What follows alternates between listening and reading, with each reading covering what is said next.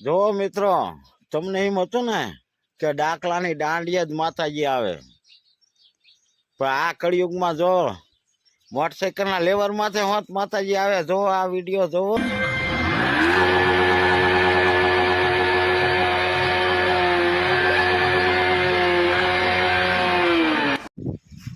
હવે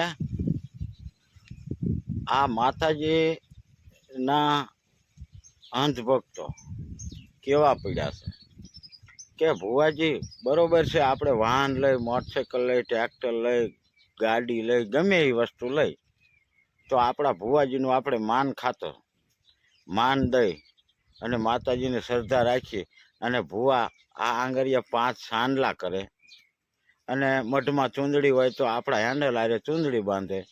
એ આપણી શ્રદ્ધા કહેવાય. પણ હવે તો આ અંધભક્તોને આવી નથી ખબર પડતી. જુઓ, આ મોટરસાઇકલ લાવ્યો અને ભુવાજીને બોલાયા.